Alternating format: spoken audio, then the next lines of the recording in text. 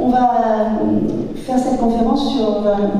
On a prévu de discuter de la situation d'un patient tout d'abord à l'hôpital, et puis à la sortie de l'hôpital, et puis enfin au moment du retour au travail. Donc Françoise Felin, qui est à l'origine de plusieurs associations de patients atteints de cancer et qui est patiente experte depuis plus de 20 ans et diplômée de l'Université des patients, va nous parler de l'état des lieux, des lois sur la démocratie à l'hôpital, et puis va nous présenter l'association Jury Santé qu'elle représente aujourd'hui. Ensuite, nous passerons la parole au Dr Baccar, qui va nous parler de la situation des patients à l'hôpital, des droits qu'on peut avoir à l'hôpital, et également des violences médicales. Il va nous parler des violences médicales. Ensuite, je passerai la parole à Madame Vieuloup, qui est assistante sociale depuis 2009, qui a été au départ auprès du département pour le maintien à domicile des personnes âgées et qui, depuis 2013, exerce à l'hôpital François Canet à Mantes-la-Jolie. Et elle va nous parler de la sortie de l'hôpital et de toutes les démarches que l'on peut faire pour se faire aider à ce moment-là. Et ensuite, c'est moi qui prendrai la parole et qui vous parlerai du retour au travail ou de l'absence de retour au travail, du licenciement notamment, après une longue maladie. Voilà, donc on commence tout de suite. Je passe la parole à Françoise. Bonsoir à tous. Il était annoncé sur le flyer que c'était Dominique Thierry de Jury Santé qui devait être là ce soir et qui, pour des raisons personnelles, n'a pas pu y être. Et comme je suis aussi bénévole dans cette association, je vais en parler en quelques minutes. C'est intéressant parce que c'est une des premières associations qui s'est créée en 2008 et qui propose un accompagnement juridique des patients et des aidants. Ils ont mis en place différents concepts pour les accompagner dans les différents champs, que ce soit au niveau de la maladie, du retour au travail, de toutes les tracasseries administratives et aussi dans un volet socio-professionnel. Donc il y a des flyers à la sortie que vous pourrez récupérer. C'est une association où l'avantage, vous pouvez leur téléphoner et ils peuvent aussi vous renseigner par téléphone. Il y a une équipe composée à la fois de juristes et de services civiques en socio-professionnels qui vont faire les recherches si on n'a pas la réponse tout de suite et pouvoir vous accompagner.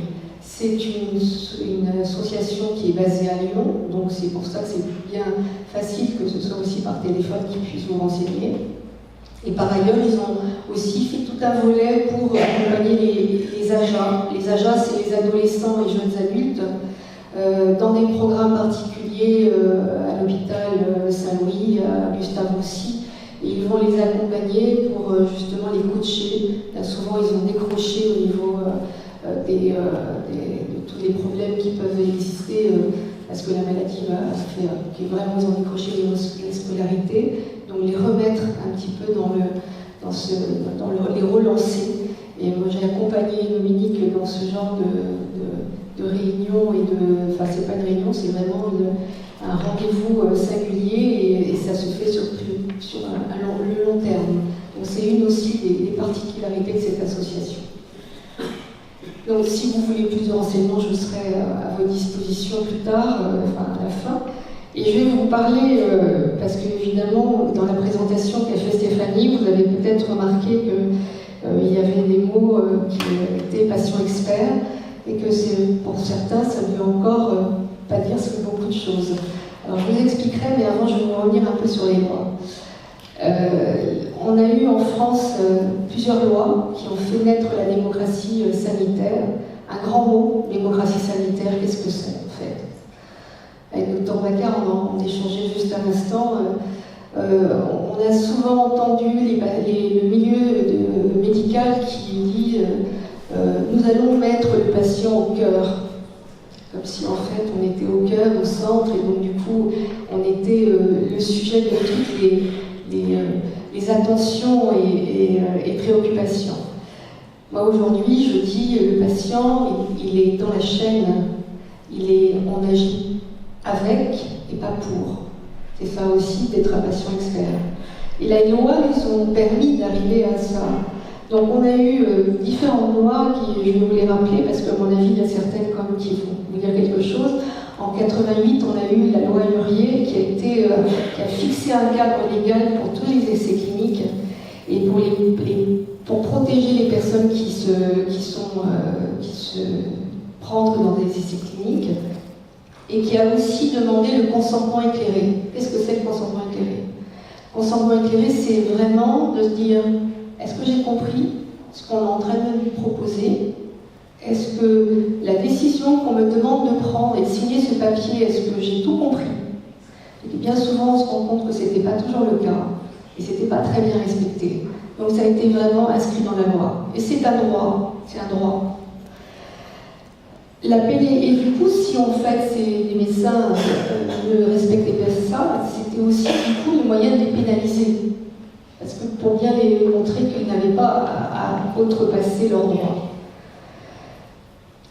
On a eu la loi dite Kouchner du 4 mars 2002 qui a été une grande révolution. Alors là, il faut revenir en 98.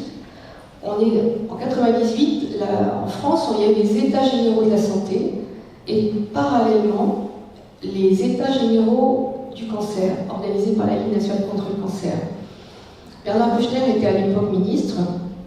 Il est arrivé aux États généraux des malades atteints de cancer, c'était une première en France. Et il devait rester que le matin, mais il a été tellement touché, bouleversé par les témoignages de toutes ces personnes qui étaient là et qui disaient, nous aujourd'hui, on nous annonce la maladie, mais sans humanité, entre deux portes, on est très mal écouté, on n'a pas de soutien psychologique. Et du coup, ça a donné lieu à la loi Kouchner. Et là, vraiment, ça a été où là, on a considéré la personne malade comme un acteur du système de santé. Et ça, c'était une révolution. C'est ça la démocratie sanitaire, en fait. La démocratie en santé, c'est considérer que le patient est un acteur et pas simplement un sujet de soins. C'est toute la différence. Et c'est la dimension, en fait, de considérer la personne, le patient comme une personne et pas seulement comme une personne malade. La loi Leonetti, aussi le 22 avril 2005, a été une loi importante parce qu'elle a fixé sur le droit des malades et la fin de vie. Sujet très tabou, beaucoup, enfin ça fait encore polémique, mais du coup ça a permis de définir un cadre sur le fait qu'on avait le droit de dire qu'on avait envie d'arrêter un traitement trop lourd, d'exprimer ses volontés, et donc du coup ça a donné lieu aux directives anticipées et à la nomination de la personne de confiance. Ces deux choses conjuguées font qu'aujourd'hui, si on rentre dans une maladie lourde, longue, où l'échéance, on ne la connaît pas, peut permettre au moins de savoir qu'est-ce qu'on souhaite, si ça se passe pas bien. Et ça a permis aussi de développer les soins palliatifs, parce que ces soins palliatifs, c'est aussi d'accompagner les personnes jusqu'au bout et les personnes dans la dignité, et faire que justement on soit dans des soins humanisés, et surtout aussi de savoir pendant tout ce temps-là se contrôler la souffrance. La loi HPST, donc là on dit la loi Bachelot, notre grande Roselyne, qui HPST c'est Hôpital, Patients, Santé et Territoire, elle date du 21 juillet 2009. Elle a modifié en profondeur donc vraiment l'ensemble du système de santé, elle a modernisé l'établissement de santé et proposé à ce que tout le monde ait accès à des soins de qualité. Donc ça a permis aussi quelquefois où ça a dérangé certains, parce qu'évidemment plus ça va d'ailleurs, plus on va arriver à des centres d'excellence. On est dans un système aujourd'hui où on va avoir les soins de proximité et de plus en plus on va devoir aller s'éloigner pour être dans des centres d'excellence pour aller se soigner. Et donc c'est la loi HPST était aussi un moment très important. Et on est arrivé au 28 janvier 2016 avec la loi de modernisation du système de santé, où là vraiment on a mis l'accent sur la prévention, qui était quand même quelque chose qu'on est beaucoup en perte de vitesse en France. par rapport à d'autres pays, on n'est vraiment pas très bon. Il y a vraiment des gros efforts à faire. En fait, on est dans un système de santé curatif et non pas du tout préventif. Et c'est bien dommage parce qu'on éviterait certainement encore des morts et ça nous coûterait moins cher aussi au système de santé si on était dans un système beaucoup plus préventif. Donc on est aussi là par cette loi avec un accès aux soins de proximité. Et chose très importante, c'est le droit à l'oubli. Dans une association que j'avais créée, Collectif K, on a milité avec Rose Magazine et d'autres associations pour donc demander au ministère ce droit à l'oubli.